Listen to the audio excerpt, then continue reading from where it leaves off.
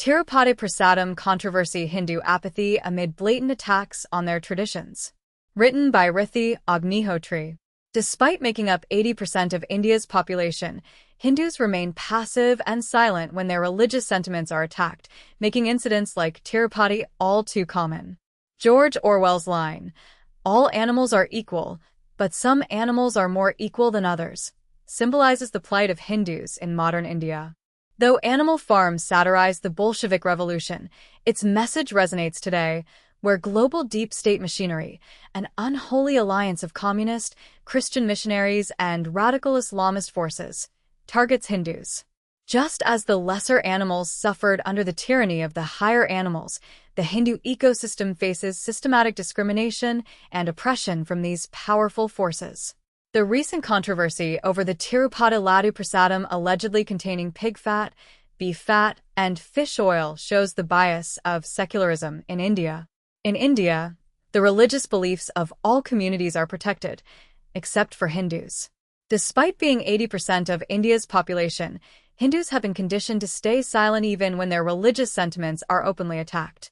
This mindset has created a cycle where so-called minorities freely undermine Hindu beliefs and traditions without any fear of consequences.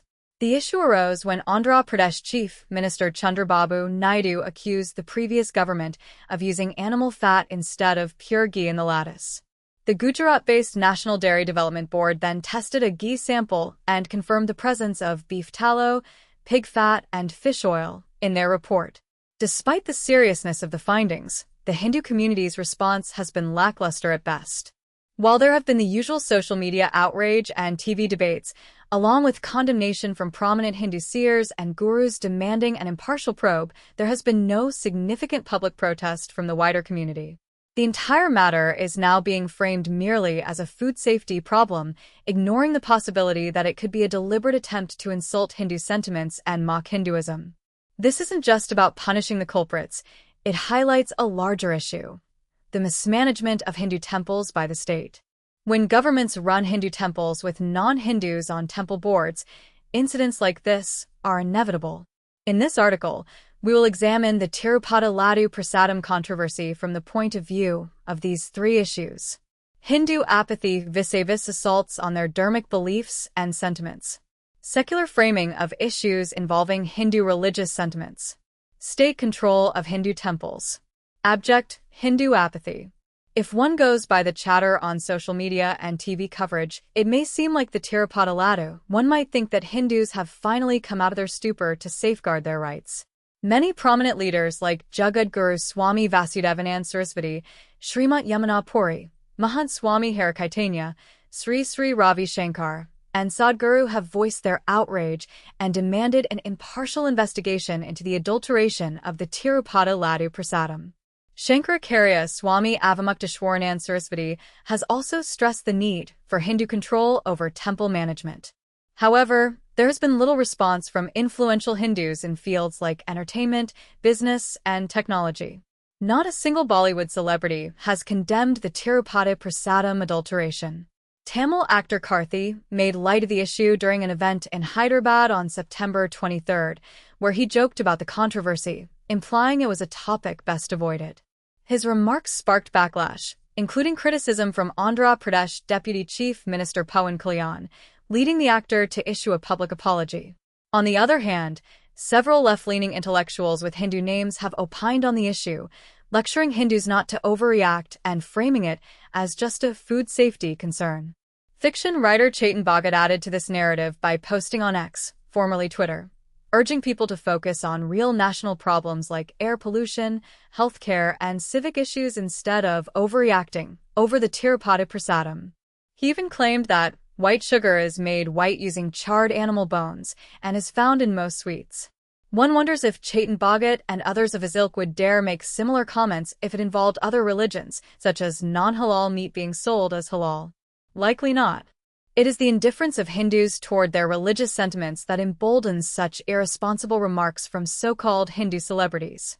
Given the seriousness of the Tirupati Prasadam adulteration issue, one would expect a flood of condemnations from influential Indians across various fields, emphasizing the need to respect Hindu sentiments. Yet, apart from a few politicians and religious leaders, there has been silence. While ordinary Hindus have shown their displeasure through social media, it's astonishing that in a Hindu-majority nation, prominent voices remain absent in criticizing this blatant mockery. The only visible protests have come from Hindu advocacy groups. Recently, various saints and seers held a demonstration in front of the Tirupati Laddu (TTD) office, demanding action against those responsible for allegedly using ghee mixed with animal fat in the Prasadam laddu. Their efforts highlight a larger issue: the apathy of influential Hindus and the urgent need for broader support in safeguarding Hindu religious traditions. The demonstrating seers also questioned the larger Hindu community's stoic silence on the issue. They emphasized that even though the incident has hurt the entire Hindu community, it is painful that a large section of Hindus haven't raised their voice yet. When it comes to Hindu issues, social media outrage rarely translates into ground-level action. Where are the woke Hindus who showed up in large numbers for anti-CAA and farmers' protests? Ironically, these protests were driven by the urban Hindu youth, yet the same group now seems uninterested, or perhaps doesn't find Hindu issues cool enough to support. Why this indifference? The answer isn't simple. It's a mix of factors that have allowed wokeism to dominate India's social and cultural spaces, brainwashing urban youth and distancing them from their cultural roots. This disconnect has created a generation that prioritizes trendy causes over the defense of their heritage, leaving Hindu issues neglected and unsupported. The predominantly Hindu urban youth drives protests in cities like Delhi and Mumbai, drawing global attention. Yet, India still lacks a strong cultural narrative that makes its citizens proud of their Hindu roots. This disconnect explains why serious issues, like the Tirupati Prasadam case, failed to spark widespread outrage among Hindus. The reason? Today's English-educated Hindu youth have been conditioned to see their cultural values and traditions as obsolete, unfashionable, and unworthy of attention, let alone worthy of being defended. If a similar incident occurred in a Christian or Muslim context, India would witness massive protests, with global media highlighting it. Ironically, many of these same woke Hindus would join in to show solidarity, even as they ignore the gravity of the Tirupati issue. This indifference isn't limited to Hindu youth. It has spread across all sections of society. Hindus have internalized Hindudvesha, hatred or aversion to Hindu traditions, so deeply that they often invite others to ridicule and undermine their faith. Rather than defending their beliefs, they simply step aside, convinced their religious sentiments don't matter. Secular framing.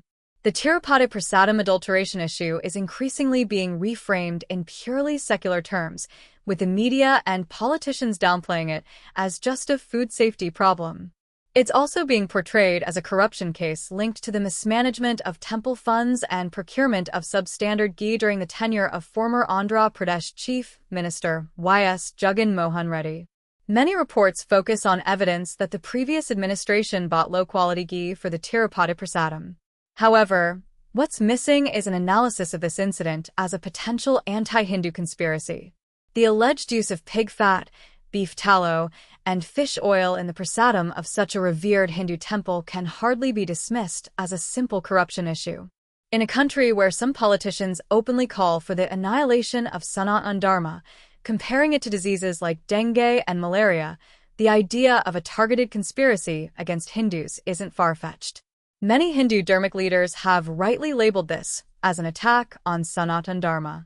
Some have gone so far as to demand the death penalty for those responsible, urging the government to pass strict laws that would deter any future attempts to defile Hindu traditions and sentiments in such a manner.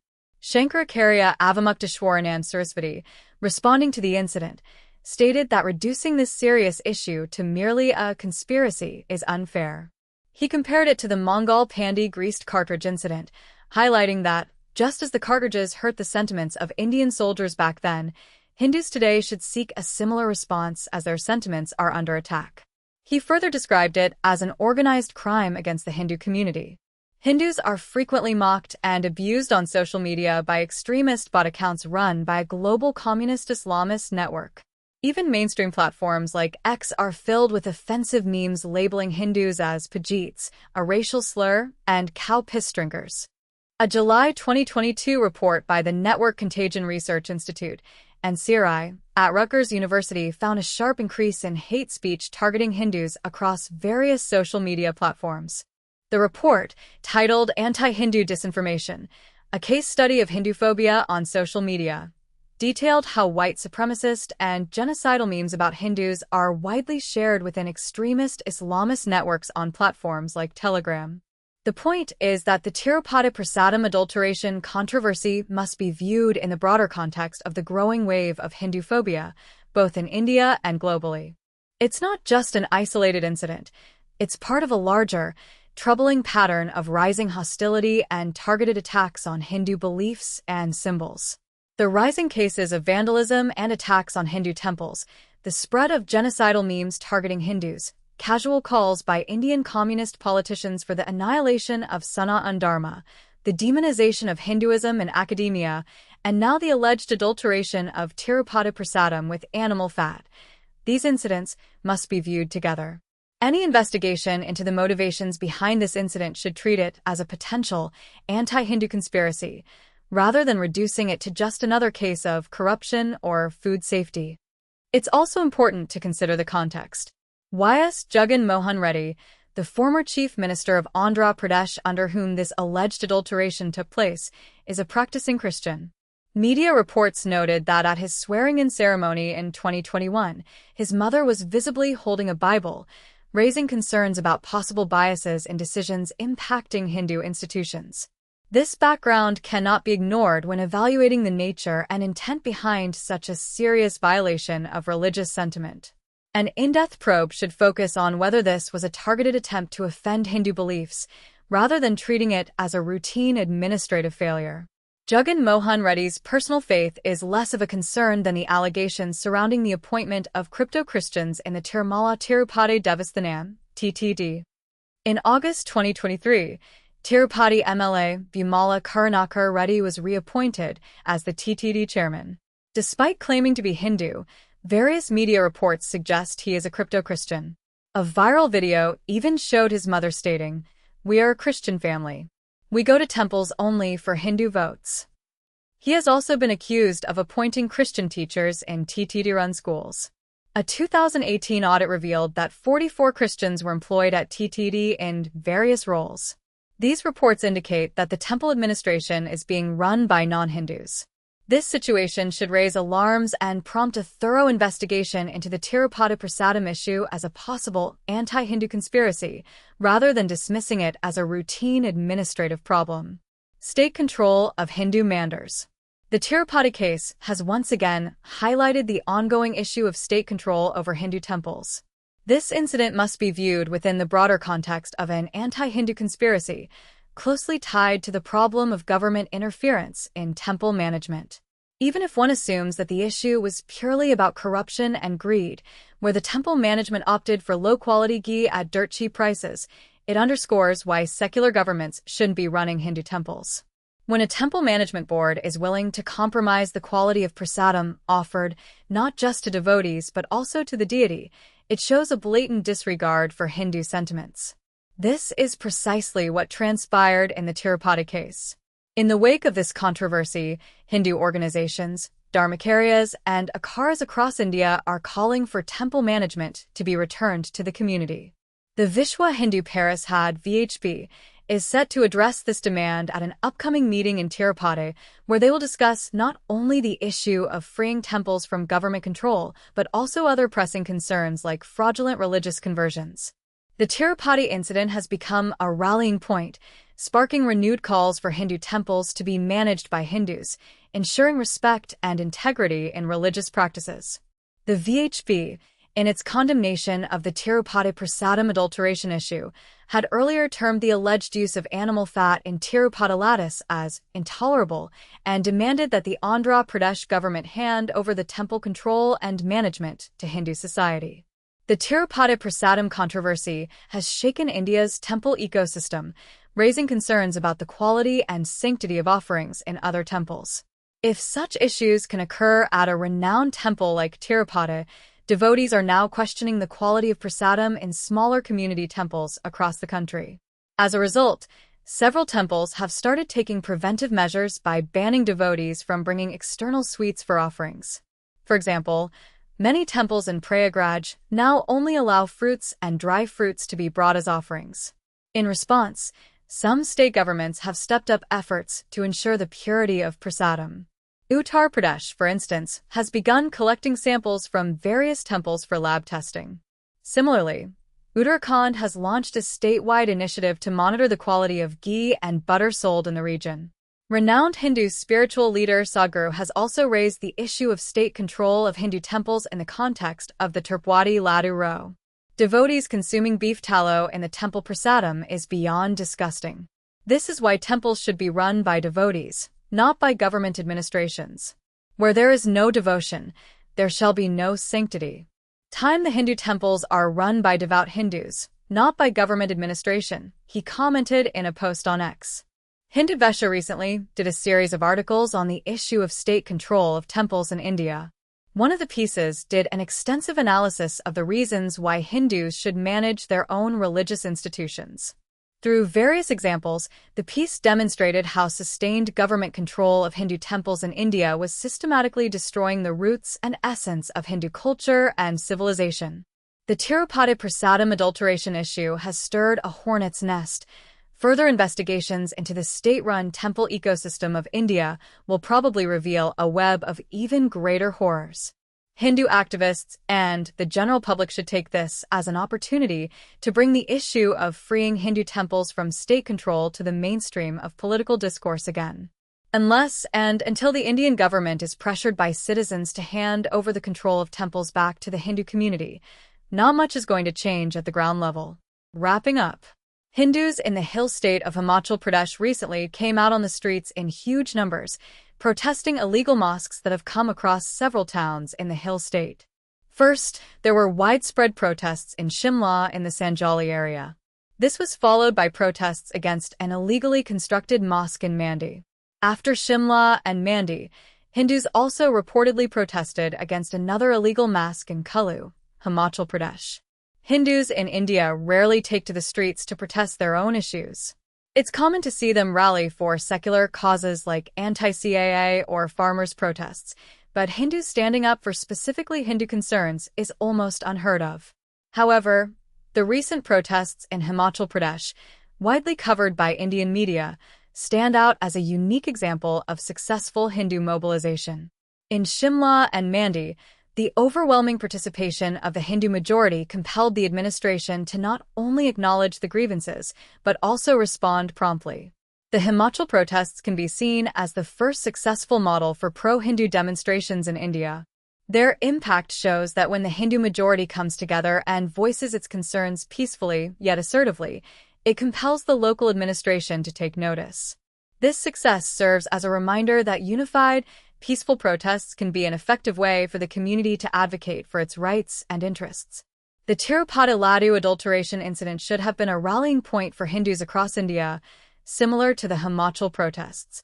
Unfortunately, we're still far from that level of unified response.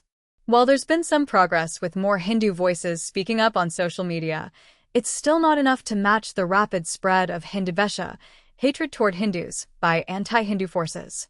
Hindus need to realize that these issues, which may seem irrelevant or distant today, will have a direct impact on their lives in the future. If the current apathy continues in 50 years, it could be their very existence that is at risk. By then, any response will be too late.